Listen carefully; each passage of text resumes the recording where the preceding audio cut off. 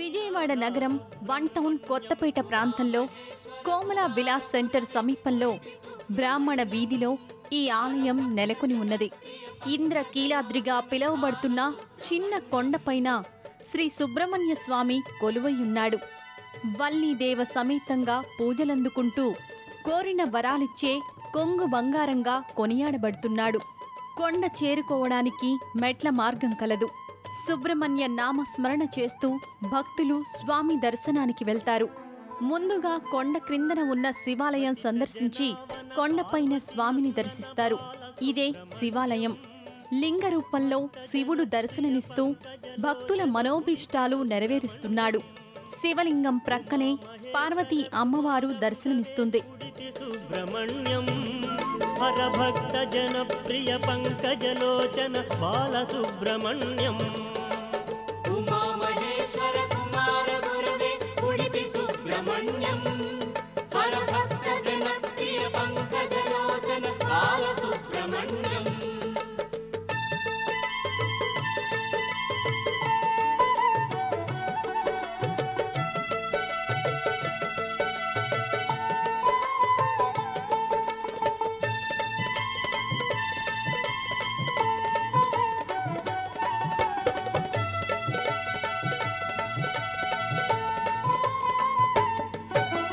పళనిమలేశ ప్రణవ స్వరూప బాలసుబ్రహ్మణ్యం స్వామి మలేశ మరదు మలేశ ఉడిపి సుబ్రహ్మణ్యం ఉమామహేశ్వర కుమార గురవే ఉడిపి సుబ్రహ్మణ్యం.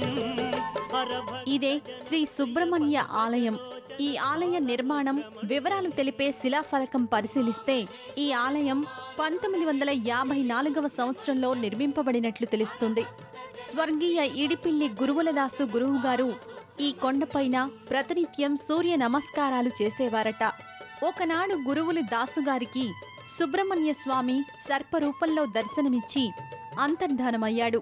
6 రోజుల తర్వాత దాసుగారికి సుబ్రహ్మణ్య స్వామి స్వప్నంలో సాక్షాత్కరించి ఇక్కడ తనకి ఆలయం నిర్మింపమని సూచించాడట.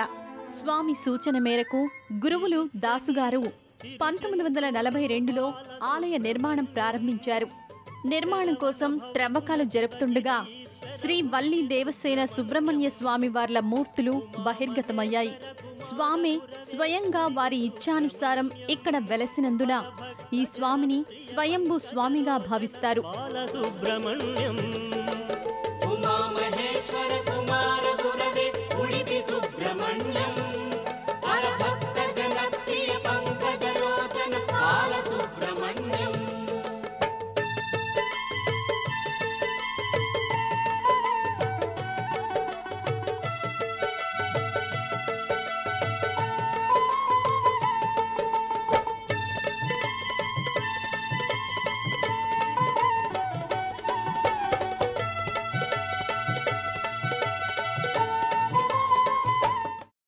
అమ్మా, అలాంటి వాళ్ళది నిజమైన ప్రేమ కాదు, అది వ్యామోహం.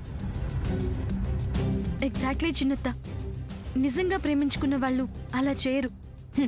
ఎంత మనసు విరిగిపోతే కన్న కూతుర్ని పట్టుకొని మా దృష్టిలో చచ్చిపోయా ఉంటుందా తల్లి? అది సరే అమ్మా, తన కూతురుతో తన మాట అనేటప్పుడు ఆమె మాటల్లో వ్యథ, కళ్ళల్లో బాధ గమనించావమ్మా? పెద్దబాబుకు బర్త్డే విషెస్ చెప్పు కూడా వెళ్ళాం కదా. ఊరికే ఎలా కాలిపోతుంది? మంట పెడితేనో పడితేనో తగలబడుతుంది.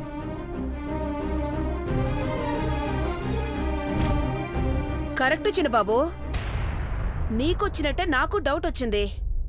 పార్వతే షర్టును తగలబెట్టిందనుకుంటా.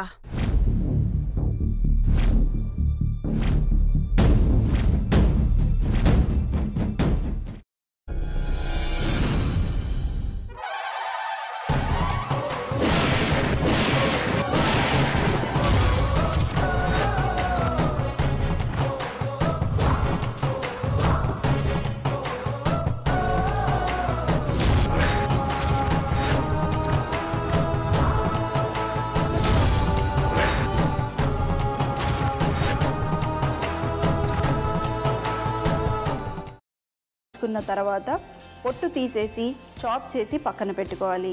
ఒక ప్యాన్లో కొద్దిగా నూనె వేడి చేసి అందులో ఆవాలు, మినప్పప్పు, శనగపప్పు, కరివేపాకు, సన్నగా తరిగి పెట్టుకున్న ఉల్లిపాయలు వేసుకుని 1 నిమిషం పాటు వేయించుకోవాలి. ఆ తర్వాత కాల్చి కట్ చేసి పెట్టుకున్న వంకాయని కూడా అందులో వేసుకుని బాగా మిక్స్ చేసి బౌల్లోకి ట్రాన్స్ఫర్ చేసుకుని అందులో తగినంత చిక్కటి పెరుగు లేదా పల్చటి పెరుగు వేసుకుని మిక్స్ చేసి అన్నంతో కానివ్వండి, చపాతీతో కానివ్వండి సర్వ్ చేసినా చాలా బాగుంటుంది.